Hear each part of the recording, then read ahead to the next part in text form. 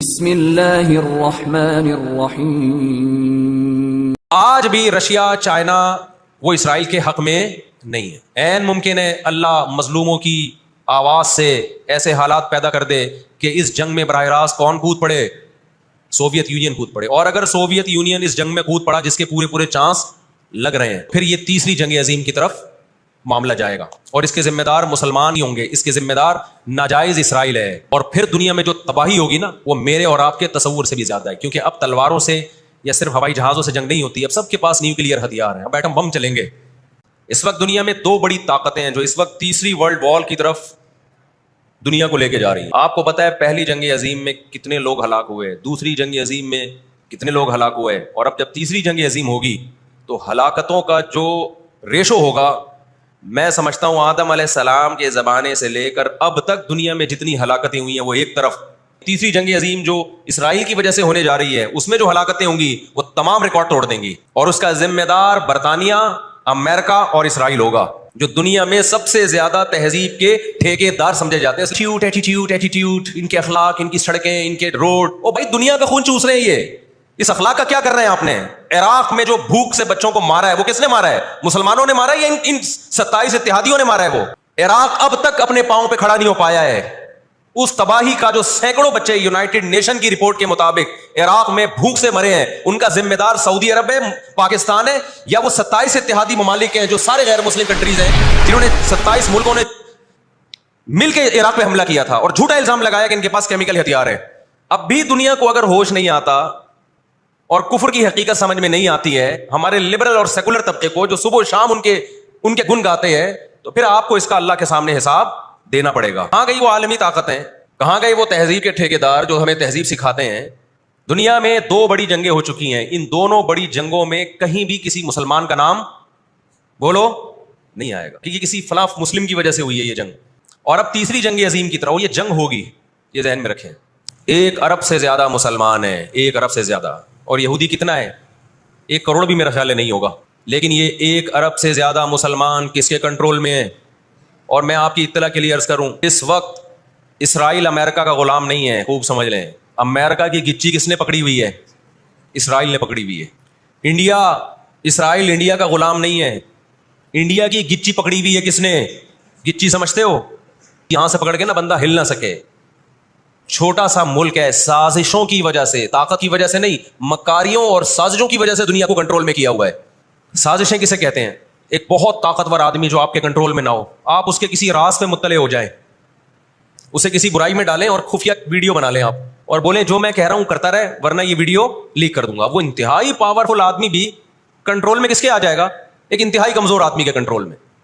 یہودیوں پر ان کی بدعمالیوں کی وجہ سے قرآن کیا کہتا ہے؟ غربت علیہم الذلہ، انہوں نے پیغمبروں کو قتل کیا، انہوں نے موسیٰ علیہ السلام کو صرف ستایا نہیں، بے انتہا ستایا، اتنے سارے معجزے دیکھنے کے باوجود انہوں نے عیسیٰ ابن مریم کو اللہ کا بیٹا کہا، عیسیٰ ابن مریم کو معاذ اللہ ولد الزنا کہا، حالانکہ ان کی اپنی کتابوں میں آج تک عیسیٰ ابن مریم کی گواہی، ان کے نبوت کے علامات موجود ہیں۔ جیسے انہوں نے اپنی کتابوں میں عیسیٰ ابن مریم کا تذکرہ ہونے کے باوجود ان کا انکار کیا حسد اور جیلیسی کی وجہ سے، اسی طرح انہوں نے محمد صلی اللہ علیہ وسلم کی نبوت کا انکار کیا۔ قرآن کہتا ہے اس کی بیس بھی کیا تھی؟ حسد اور جیلیسی۔ دیکھو اللہ کا قاعدہ ہے کہ دنیا میں جو حد سے زیادہ آگے نکلنے کی کوشش کرتا ہے نا اپنی اوقات سے زیادہ، حق علی اللہ الا یرتفع شیء الا وضعہ، نبی صلی اللہ علیہ وسلم نے فرمایا اللہ نے اپنے اوپر یہ بات لازم کر لی ہے کہ جو چیز بھی حد سے آگے نکلے گی اللہ اس کو زمین پہ گرا دے گا۔ آج بھی آپ نے دیکھا ہوگا نا، بہت سے لوگ ہر وقت میں کرتے کرتے تکبر سے دماغ خراب ہونے لگتا ہے، اللہ کی قدرت حرکت میں آتی اور اللہ ایک ہی دفعہ میں نیچے پٹکتے ہیں اس کو۔ نبی صلی اللہ علیہ وسلم نے فرمایا اللہ تعالیٰ کہتے ہیں الکبریاء ردائی، تکبر میری چادر ہے، جو مجھ سے اس چادر میں شرکت کی اور الجھنے کی کوشش کرے گا میں اس کو رسوا کر دوں گا۔ یہی 100% یہ معاملہ اللہ نے یہودیوں کے ساتھ کیا ہے۔ یہ لاڈلی قوم تھی، اللہ نے ان میں بہت سارے پیغمبر بھیجے، موسیٰ کلیم اللہ بھیجے جنہوں نے ان کو فرعون کے تسلط سے آزاد کرایا۔ اتنے سارے معجزے دیکھنے کے بعد جب ان کو حکم ہوا اللہ کی راہ میں جہاد کرو تو انہوں نے کیا کہا؟ اذهب انت وربک فقاتلا انا ہاہنا قاعدون، اے موسیٰ تو اور تیرا رب جا کے لڑ، ہم یہیں بیٹھ کے تماشا دیکھ رہے ہیں۔ آپ کو پتا ہے کہ یہود کا لفظ اتنی بڑی گالی دنیا کے لیے بن گیا تھا۔ آج دنیا میں بہت سے لوگ کہتے ہیں یہ عرب کنٹریز کیوں نہیں کر رہے؟ بھائی عرب ممالک 3 بڑی جنگیں لڑ چکے ہیں۔ یہ جو لوگ الزام لگاتے ہیں نا کہ عرب چپ کر کے بیٹھے ہوئے ہیں، مصر کیوں نہیں کر رہا؟ مصر کی سرحد ملتی ہے اسرائیل سے، شام کی سرحد ملتی ہے, اردن اور لبنان کی سرحد ملتی ہے. یہ سارے ملک 3 بڑی جنگیں لڑ چکے ہیں اسرائیل کے خلاف, لیکن فتح کس کو ہوئی ہے؟ اسرائیل کو. کیوں؟ اس کے پیچھے کون تھا؟ کیا تھا؟ اچھا 1956 میں بھی لڑائی ہوئی ہے. آپ کو پتا ہے وہ لڑائی کیسے ختم ہوئی؟ اسرائیل کو سپورٹ کیا برطانیہ اور فرانس نے. وہ پیچھے ہٹے رشیا کی دھمکی سے. روس کو اندازہ ہو گیا کہ یہ قبضہ کرتے چلے جا رہے ہیں اور ایک بہت بڑی پاور بن کے یورپ اور امریکہ اتحاد بن کے ہمارے سامنے آ جائیں گے, ہماری پوزیشن خراب ہو جائے گی. روس کون سا کوئی اتنا نیک انسان ہے وہ؟ لیکن قرآن کہتا ہے نا نولی بعض الظالمین بعضا, ہم بعض ظالموں کو بعض ظالموں ہی کے ذریعے پٹواتے ہیں. محلے میں ایک دادا گھوم رہا ہوتا ہے بدماشی کرتا, کمزور پٹ رہے ہوتے ہیں, اللہ دوسرے دادا کو پیدا کر کے اس کو پٹواتے ہیں اس سے, اور پھر کہتے ہیں تجھے کسی اور سے پٹواؤں گا میں. روس نے کون سا اچھے افغانستان میں جو بربریت کی اس نے کس قانون کے تحت افغانستان میں گھسا تھا؟ وہاں بھی افغانی اس کے خلاف کھڑے ہوئے اور مار مار کے بھگایا اس کو. پھر جو آپ کے 40-42 ملک افغان طالبان کے ساتھ لڑ کے گئے ہیں وہ کس قانون کے تحت آئے تھے بھائی؟ ایک شخص کو پکڑنے کے لیے, اسامہ بن لادن کو پکڑنے کے لیے آپ نے پوری ریاست کی ایسی کی تیسی کر دی. تو ان کے اپنے لیے اصول کچھ اور ہیں, ہمارے لیے اصول بولو کچھ اور ہیں. اس لیے انصاف اصل کب ہوگا میرے بھائی؟ آخرت میں. لیکن آپ کی اطلاع کے لیے آخرت سے پہلے دنیا میں بھی ایک دفعہ ہوگا, اور یہ ہمارے پیغمبر صلی اللہ علیہ وسلم کی بشارتیں ہیں. جو بھی طاقتور ملک تھے اسرائیل نے ان کو اپنے راستے سے پہلے ہی ہٹا دیا. اور یاد رکھو اسرائیل صرف فلسطین نہیں چاہتا ہے, یہ ہماری بھول ہے.